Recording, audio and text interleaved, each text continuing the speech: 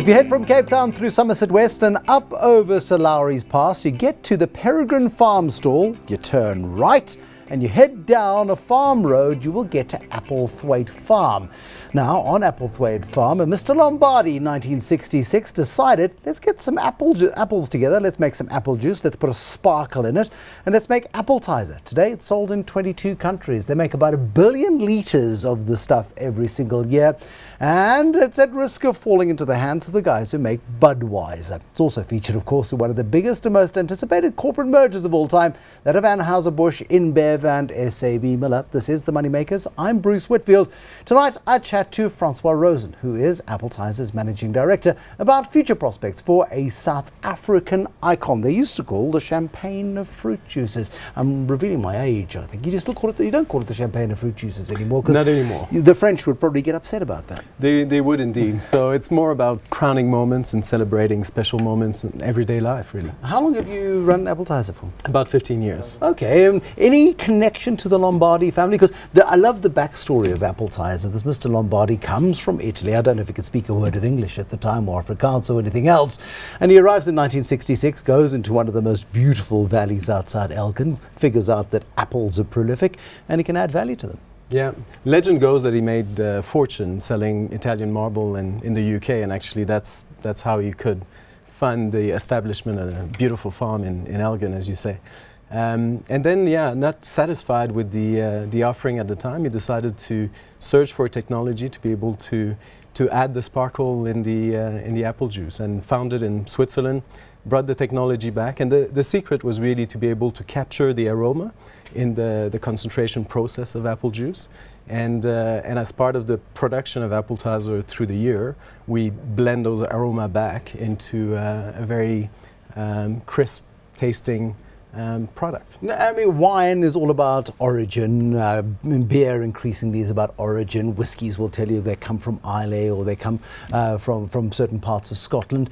I'm assuming you can't possibly grow enough apples on Applethwaite Farm, the original homestead of the Lombardi family, to possibly make 1 billion litres of Appletiser every year. They might be enough, in fact, but obviously the farmers will grow apples primarily for the fresh market, for the export market, and then about 20% of their harvest will be for juicing. And we've got about 100 suppliers that supply a joint venture we have with some of the growers. Called, is it a co-op, a cooperative arrangement? It's a joint venture, okay. so it's 100 or so growers that are 50% owner of the juice processing facility, where we crush the apple, press the apple, and then concentrate the juice, capture the aroma. And particular varietals, are some more suited to the process than others? Absolutely. Appletiser has quite a crisp taste, which is based on the Granny Smith apple. But we also have tones of Golden Delicious that would come through as well. Because if you made it out of Granny Smith's, you'd add sugar. Do you add sugar? No, we don't add sugar. It's all from the fruit. Okay, so the process that Lombardi embarked on, is it the same process today as it was 50 years ago? Yes, pretty much. I mean, the technology has evolved. It's more automated, obviously. We don't have manual pumps anymore that you would find in smaller cellars, which is what they used 50 years ago. Today, it's pretty automated. Our operators are trained to be in the 21st century. And yeah, I mean, but the basic philosophy and the principle is exactly the same as it was. We combine the concentrate, the juice, together with the aroma. We put water back in and add some CO2 to give it the sparkle. Now, again, anybody who's ever had a soda stream or any one of those sorts of devices knows that once you put the sugary mixture into the liquid and you try and pump gas into it, you get an almighty explosion. Anything to do with carbonation of sweet things causes chaos. How do you get through that particular problem? Yeah, so you do it at cold temperature. So we fill at about 4 degrees Celsius, and that's one way you keep the liquid stable. And then obviously we close the container, whether it's glass or cans, and then we put it through a pasteurizer for almost an hour, actually. Is the entire production facility still outside in the Elgin Valley? No, we've got five production sites around the world.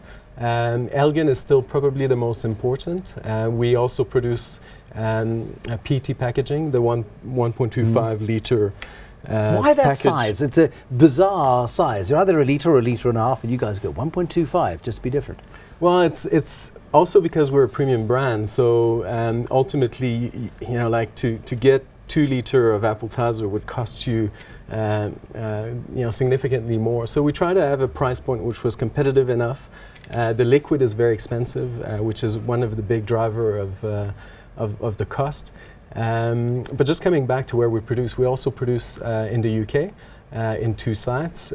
We also produce in Australia. Do you have consistency then across the taste profile? If you lined up the 5 bottles of Appletiser from 5 different sites, would there be any differentiator, or is it a bit, forgive the analogy, like 5 bits of KFC, the secrets in the herbs and spices? Have you got the format down to that sort of level of precision? Look, I mean, we do monitor products from every single site, and it's very consistent. We specify the color of the juice that each producer uses, but more importantly, we supply all the aroma base.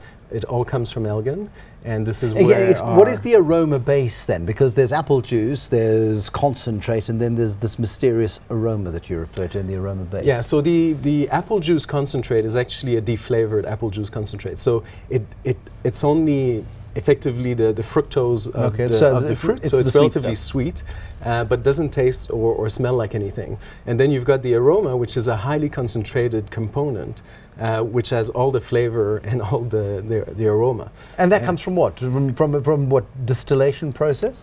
Similar. So effectively, when you do the concentration, you evaporate the water, and as you evaporate the water in the juice, you then capture it and effectively concentrate the aroma, so very similar to a distilling process. And that aroma then is taken with a man with a handcuff around his arm and a leather briefcase through airports and through security scans and delivered to the other 4 sites. No, not quite. The quantities are still quite substantial. So. Now, this is a South African icon. I mean, yes, it's founded by an Italian family. Are they still involved?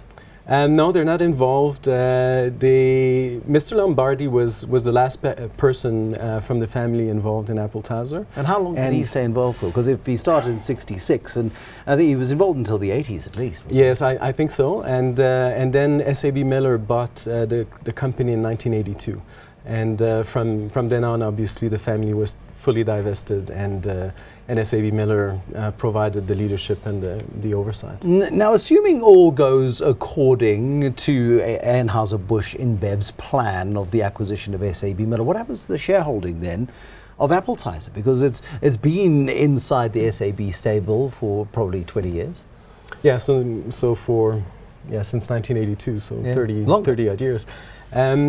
Look, I think the AB InBev will have to see what happens in time. More importantly for us is the creation of the Coca-Cola Beverages Africa, which is in the process of being reviewed by the Competition Tribunal. So that for us is the more immediate next step, and that will have an immediate impact on Appletiser, whereby the brand custodianship will go back to the Coke company, if you want. And Appletiser South Africa will become a manufacturing entity as part of the bottling system. Again, you've got distribution in, 22 countries? Roughly, presently, which is pretty impressive for something that comes out of Elgin. But this is surely a brand that could be poised for global domination. There isn't an equivalent. I mean, there are lots of sparkling apple juices around the world, but there isn't anything quite the same, I don't think, being somebody who's quite loyal to the brand and loyal to the country. Yeah, thank you. I think you're right. I mean, there are the odd product which are very similar. There are competitors which would have a component of juice and some sugar added. So there's different competitors all around the world. The UK is probably the most developed market. But we are one of the leading brand in what we call the adult beverages there. On the back of that, we've been able to now relaunch in continental Europe and in the Benelux. So we've got a lot of momentum there. And because recently in Sweden. At one time, there was Appletiser, I think it was called Sanctions, and then there was this mysterious drink that appeared in various European countries called Appletiser. Same thing, same company, same origins. Is Appletiser still in the market, or has it become universally Appletiser? Now we've standardized the name across all the market in the late 90s, actually, early 2000. So it's been Appletiser since then, and the packaging, the look and feel of the brand is consistent across all markets. And again, you go through that Elgin Valley, and Paul Kluwer is now making apple cider. Is there ever a temptation to diversify down there? South Africans, I think, are learning about cider culture, but the global market for cider, I think, is probably growing, especially organic ciders, the sort of stuff that's coming out of parts of England. Absolutely. I mean, cider is a great product, and we don't necessarily are looking at it.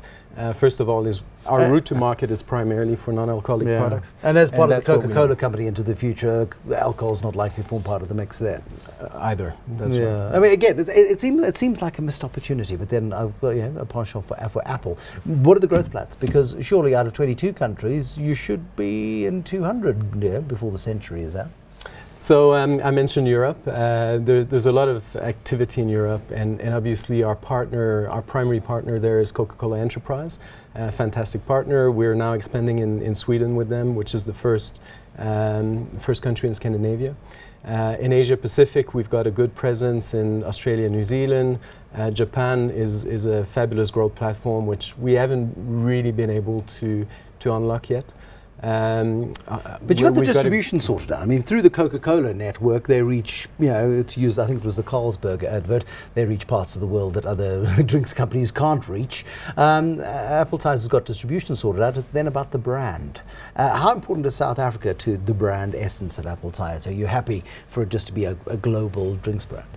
Well, going forward, the intent is that the South African team would continue playing a leadership role in shaping what the brand stands for and looks like. I think it's very much the model that we had up to now, with a core team that was influencing what was happening around the world. I think absolutely the distribution power that the Coke system will bring going forward is really a door that's going to open that has not been open to us up to now. Why do you not have a heritage centre down that lovely little road in the Elgin Valley and pay tribute to the founder of the business and get people, get visitors in and people living the brand? Look, we do have a tour that we organize on specific requests, namely for schools, but we don't generally open to public. It's a production environment. There are big trucks going around, forklifts, and we would have to create it, somewhere distant from the actual factory. And I guess it's something that we could look into in the future. Well, I'm going to hold you to that. I am. Francois Rozon, he is Appletiser's managing director. 50 years of legacy and taking it increasingly global in 22 countries right now. 1 billion litres of the stuff produced in 5 manufacturing zones. No doubt there'll be more proudly South African stories to tell you on future Moneymakers. But for now, chin chin. Good night. Bye bye.